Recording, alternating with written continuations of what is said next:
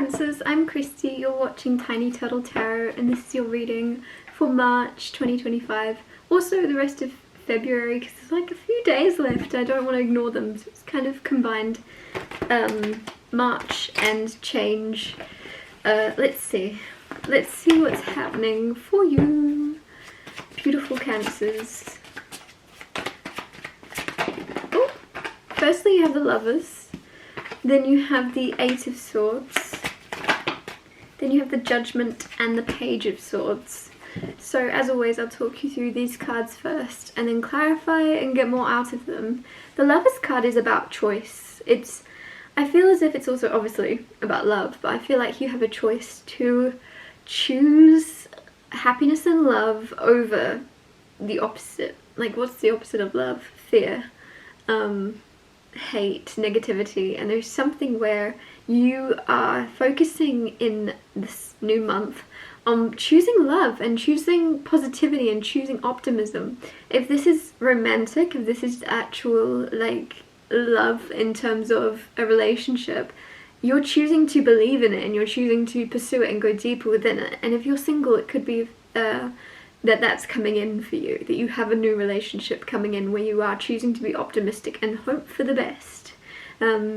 And for me to say that, maybe usually you aren't in that position, maybe you're a bit more pessimistic because of past hurt, but you're not this month. You're choosing to see the good and hope for the good, and I feel like it's going to pay off. But also you have Eight of Swords next to this, so just because you're choosing to be optimistic, I feel like there's still going to be an energy of you holding back or being a bit closed off in some sense, because Eight of Swords is self-imprisonment sometimes, and that's not to say it's your fault. I feel like it's obviously your life experience and certain things that have happened to you that have led you to feel this way, to feel like you're trapped, to feel like you're stuck, to feel like you can't open up. But the big thing about the Eight of Swords is you aren't as stuck as you feel you are, and so make sure that you carry on choosing to go outside of your comfort zone and put yourself out there. And to me it seems mostly like this is around opening up, or at least letting yourself be vulnerable in some sense. Like, sorry, I had a thread there and it was bothering me. Letting yourself be vulnerable in some sense. I feel like a lot of you are going to take the shackles off that are keeping you stuck, because again, this is feeling stuck when you're not stuck. So you're not you don't have to keep being who you are. And I don't mean that as like a whole. I don't mean completely change. There's obviously, you don't need to change in any way. But there's a certain characteristic around you of feeling like you can't show a certain side of yourself, that I feel like you're going to choose to break out of that idea. And I keep getting vulnerable. Some of you really don't like being vulnerable, but you're going to be. You're going to risk being seen. Judgment. Some of you, this is kind of literal, like you might feel judged this month. You're on display in some way, because as I was saying with the Eight of Swords, let yourself be seen. With Judgment, that obviously comes tied to judgment, and whether that be positive or negative, it's not up to you. Honestly, I'm getting something about a stage, whether metaphorical or literal, where you are like on the stage and you're just doing what you're doing, performing, living your life, whatever it may be on this stage, and you're not actually checking the audience. You're not concerned with their reactions, you're not concerned with how they feel, you're just too busy swept up in the moment, you're too busy having fun on the stage to care what the audience is doing, to listen to whether they're laughing or crying or booing. You're too swept up in what is happening on that stage, where you can control it, to care what others' perceptions are, which is kind of cool. Page of Swords, there is butterflies. There is excited butterflies this month, so I wonder what those are around. But you do have the Lovers card here also, so that kind of might tie together nicely. Let's see, why is the Lovers here? You have the King of Cups. So King of Cups, with the Lovers, some of you, you've been through a lot. you've been through a lot, and even though that's not nice to have experienced certain things you've gone through, it's made you very emotionally aware, it's made you very empathetic, and it's made you very understanding of how people act or how people are. If this Eight of Swords isn't you, it feels like it could be someone you're connected to or going to meet that is kind of closed off, but it's like you understand where they're coming from because you are them. You have been in their shoes, or you know how they're feeling and you get them. So there's something very much, even though you've been through a lot, it's enabled you to kind of be so understanding, and so you're able to put yourself in others' shoes to an insane degree. I feel like everybody can put themselves in others' shoes, but you can do it to such detail where you can genuinely really understand someone's perspective without having to, you don't have to try to put yourself in someone else's shoes. It's like you're automatically in them. You're automatically feeling how they must be feeling. So you could be very intuitive or empathetic. And this is to do with the Lovers. This is to do with also a choice. Some of you are choosing how to act or react a lot, and you're choosing to see things and go, I'm not going to take that personally. I'm gonna let you do that, but I'm not gonna, obviously I'm not saying you're taking anybody's crap. I'm just saying you're gonna let them treat you how they feel. And if this isn't sometimes, because there's positive and negative to everything, if this is a negative sense of someone's treating you badly, you're going, okay, that's you, and that's on you, and you're walking away.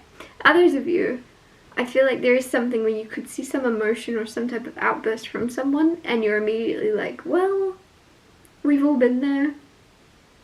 I'm not taking that personally. Are you okay? Some of you, I feel like that's the energy. There could be someone around you, whether this is romantic or platonic, someone with a lot of love for you that may not be showing it necessarily. And for some reason, your reaction, instead of being hurt or instead of being taking it personal, you're like, are you okay? Because you've not been yourself. Are you doing okay? Because this isn't like you. And that's the Eight of Swords, I feel. I don't think that Eight of Swords was you at all. I feel like it's someone around you. Six of Wands with the Eight of Swords. Interesting, I said, about some of you on a stage, because Six of Wands is very like limelight energy. Lots of people looking at you, people giving you flowers, people congratulating you for a good show, or I'm also getting the word performance. So some of you, whether it be a literal performance on a stage or a metaphorical one where you feel like you've been performing lately very well. It could be in a sport, right? You've been putting up a good performance.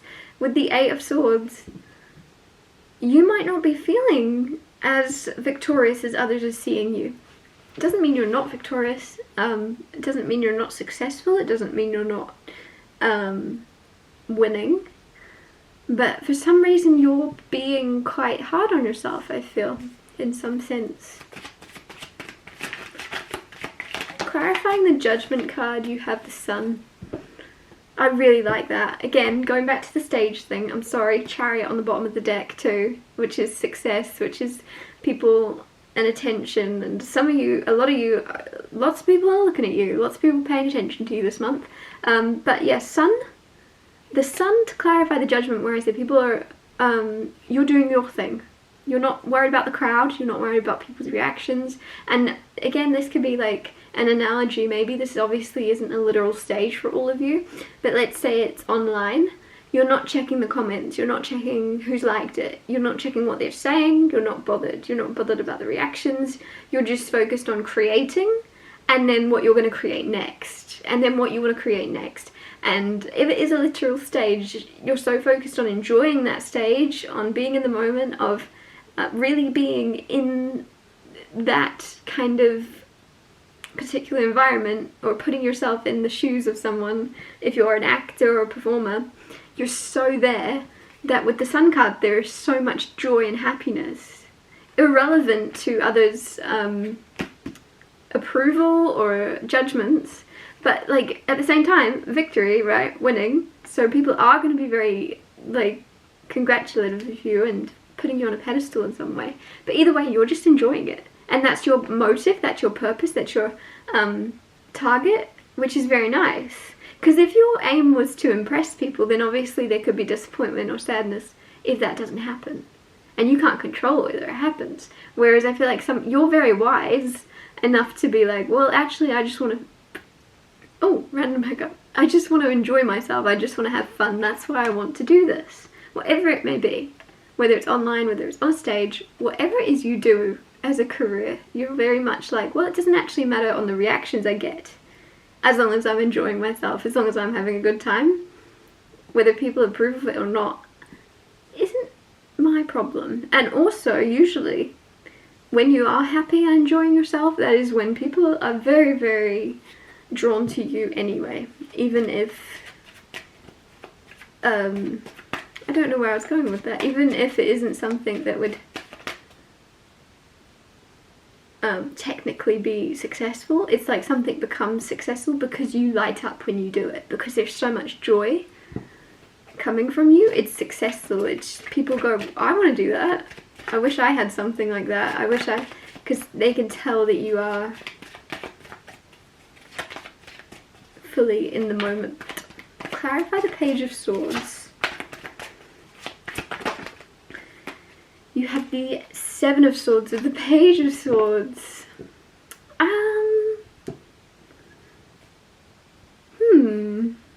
Page of Swords is kind of like someone a bit nervous, butterflies, excited.